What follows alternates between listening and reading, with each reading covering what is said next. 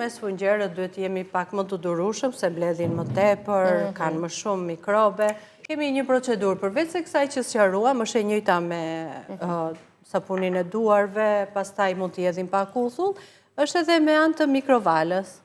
Po, si vepron, e kam dëgjuar edhe unë këtë pjesën e mikrovalës. Unë e përdor edhe për atë sfungjerin e enëve, sepse dhe ai është një nga shkaqet më të shpeshta dhe thonë për infeksionet e veshkave ka nxjerrë që është ai sfungjeri i enëve, që nuk ndrohet shpesh, që e lëm gjithmonë me atë sapunin dhe lagështirën të pashtrydhur mirë.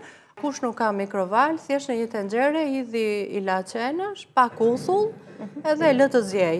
Ai shkriftohet, kalon i kenaton beturinat. Në të njëjtën mënyrë edhe këto sfungjer që po flasim? Në të njëjtën mënyrë edhe kjo, do me thënë e lagi me ujë, i hedhim pak sapun, këtë e vendosim mikroval 1 minutë, dhe do dalë kështu, të asiguroj sikur e kemi bler nga dyqani.